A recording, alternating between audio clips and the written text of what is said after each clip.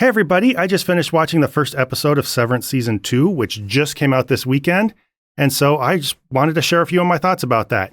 This is going to be pretty off the cuff, but I just finished watching it and I wanted to give some of my first impressions. So, spoilers by the way, if you haven't watched it yet, you're going to want to go watch that and then come back here.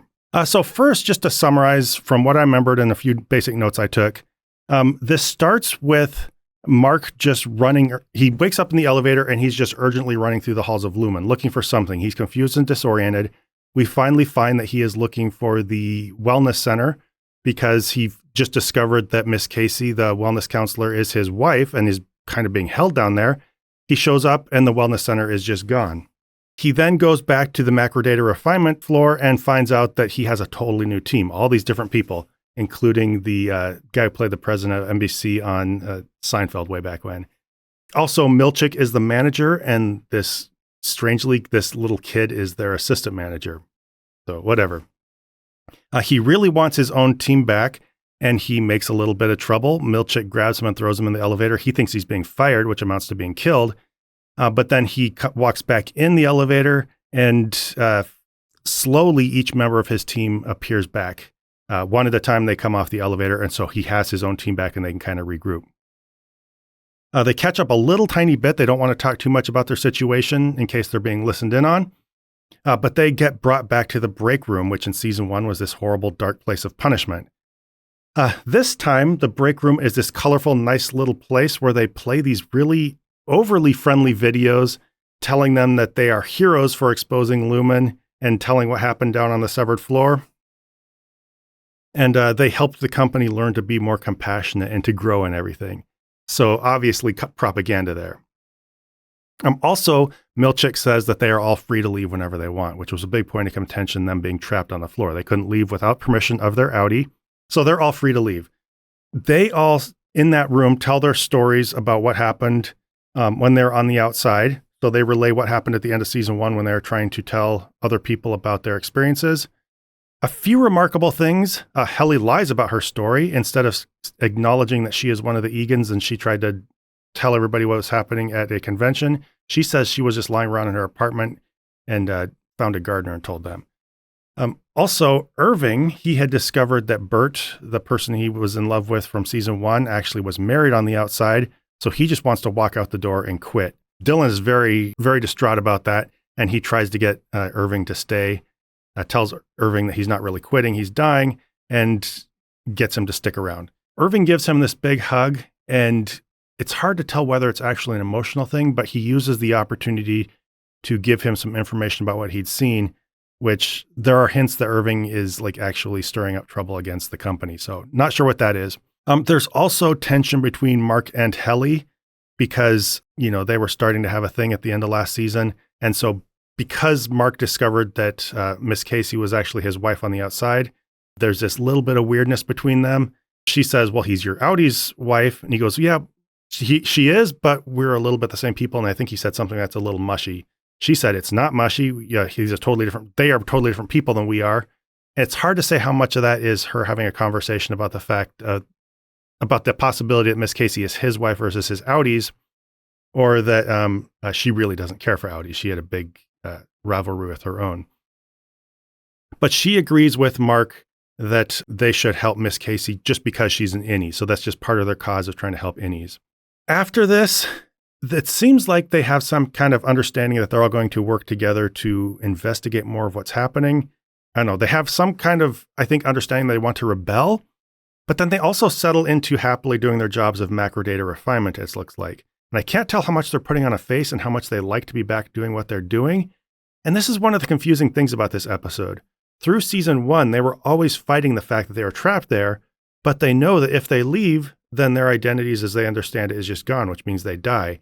And so there's this, I feel anyway, this weird tension in episode 1 of season 2, where they're they don't know what they want. They're kind of trying to hang on now to what the only life they had, which was working on macro data refinement. One thing I think I overlooked is that through this episode, everything's a little obscure, and I'll talk about that more here. But when Mark first appeared on the severed floor out of the elevator, Milchick told him that it had been 5 months since the last incidents at the end of season 1. So that's generally what happened. Now, a few of my thoughts. First off, I think this is just an absolute masterclass in how to start a new season after a cliffhanger.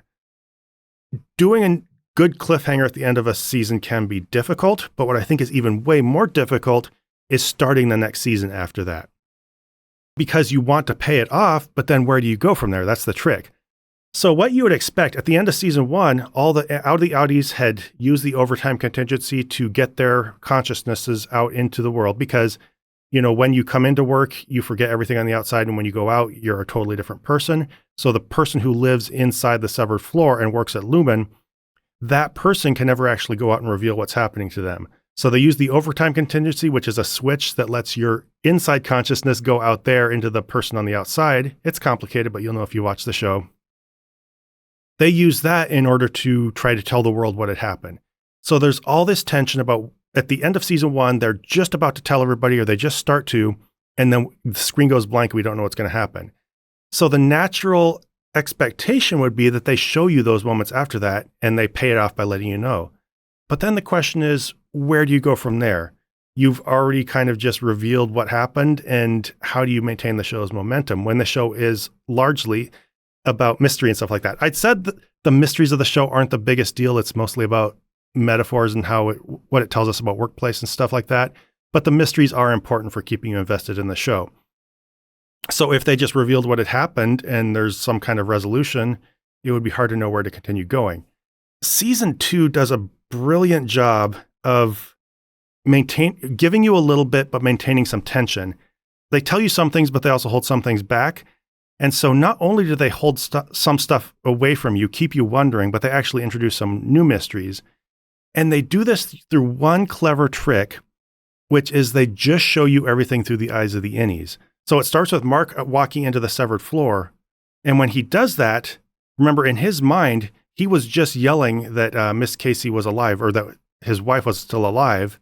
And then next thing he knows, he's back in an elevator. So he doesn't know how it played out. So the show withholds some of the information from us by having the characters, having everything being seen through the eyes of the innies who don't know how it turned out themselves.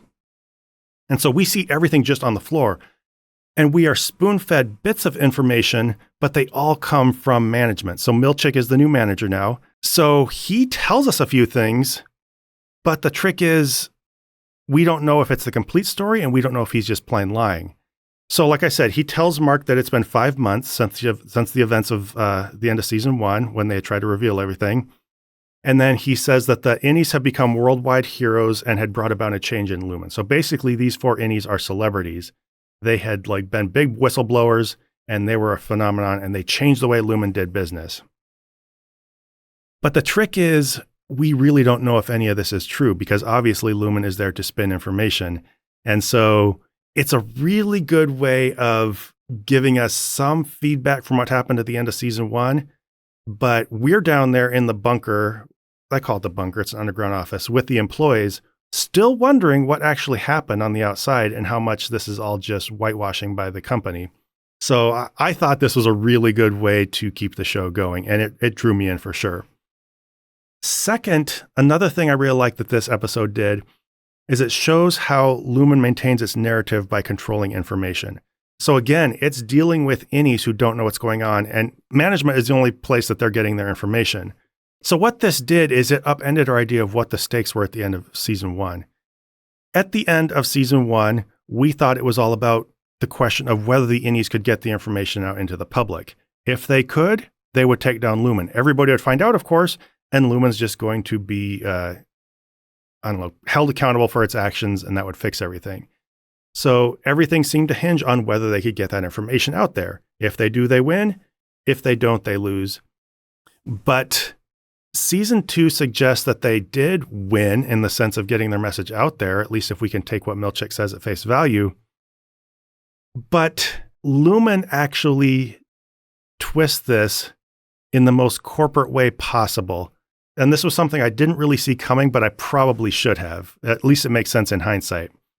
They basically co-opted the victory. Instead of fighting it, they just absorbed it into their company's overblown mythos about how great they are and how kind they are and benevolent and stuff like that. And so they played themselves as having discovered this problem thanks to you innies we have now discovered that what's going on and how we can be better to you and more compassionate employers. It was very, very devious. Instead of acting like they were a cruel company that got caught, they were just acting like this is more of an opportunity for them to be who they want to be and take care of their people and stuff like that. This is more of a hopeless feeling ending to me and shows more about how corporations work than if they had just stopped the innies from getting messages out there. It shows that no matter what gets out there, they know how to spin it and take control of the message and still control everything just as much before. Part of this, too, is just throwing Miss Cobell under the bus. So they were able to pin it on just their manager. I think Milchick told Mark that she had a weird fixation with him, which is why she was living next door to him.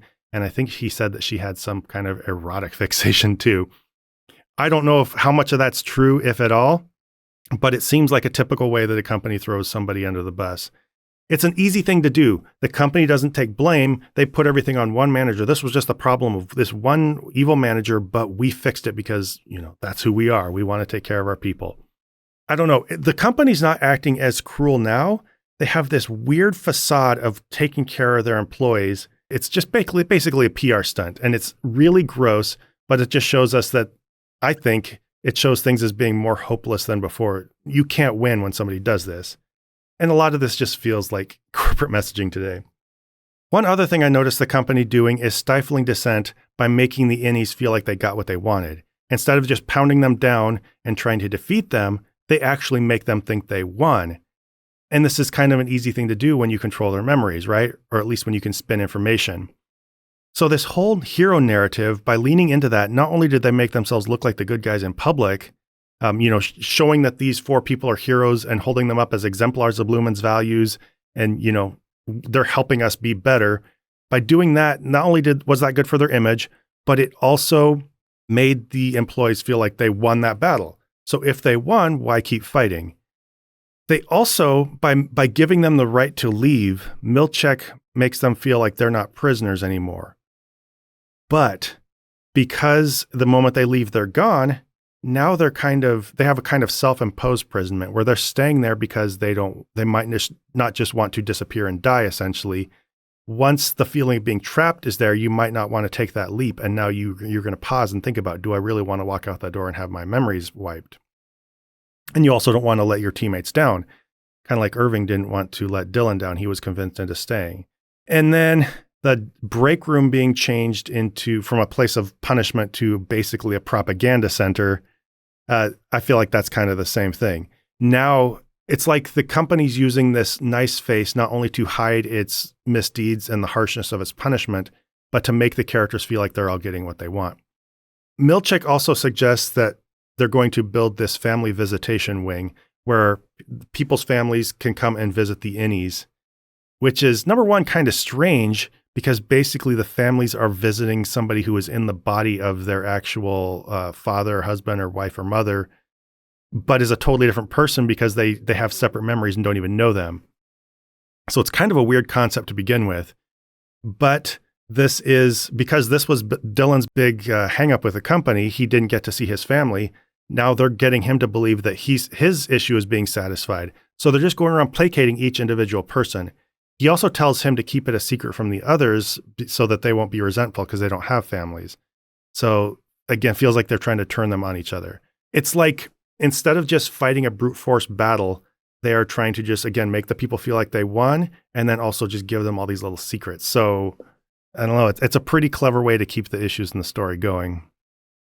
Also, there's a question of if they bring people in to visit Dylan, how is he even going to know that that's his family? They could bring anybody in there. So I don't know. The whole thing is kind of really just cruel and nonsensical. So few other last thoughts. This show, I think this episode really expanded the world building.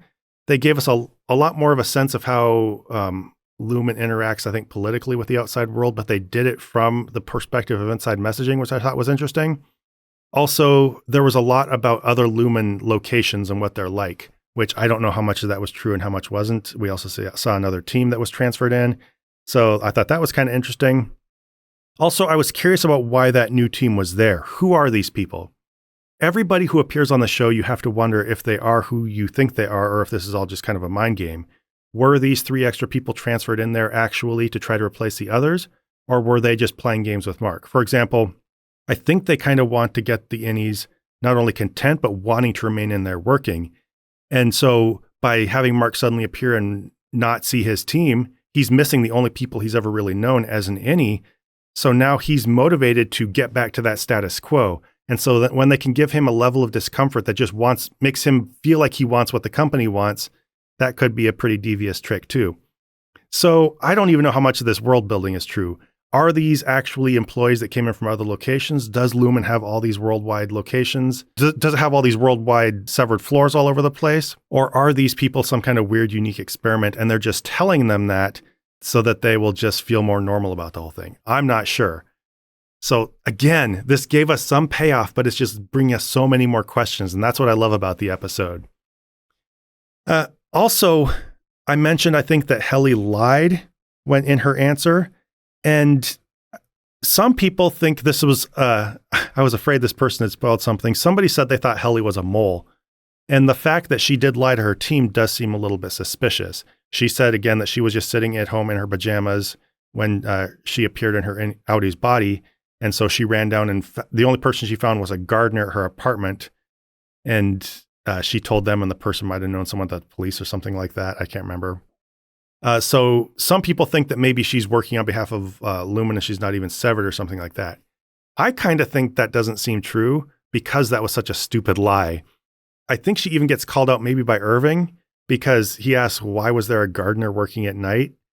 And that is a good question. So it sounds less like something the company would have prepped her to do to mislead the other employees and more like something that I think Helly might have just felt awkward about the fact that she was actually an Egan in real life or as an Audi.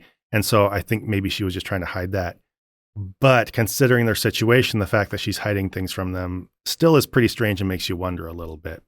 Also, the fact that they had a kid as their assistant manager, I found it a little off-putting. I don't like when they put kids in positions like that, adult roles or like, prodigy roles or whatever. But I think maybe she's there to be irritating. That might be the point of the character. It might not be that they think that this kid is going to be a good manager. Probably not. She might be there just to play mind games and needle the characters. I'm not totally sure. But anyway, that was episode 1 of season 2. I'm really excited to see where this keeps going. Those were just my thoughts. Again, by the way, this is a new channel, and this is where I'm going to just talk more off the cuff about things. Some of it might be more structured than this. But I just saw the episode. I was talking to my son about it as we're watching, and I just thought, hey, why don't I just share what I was talking about there? So hope you enjoyed it. I will see you all later.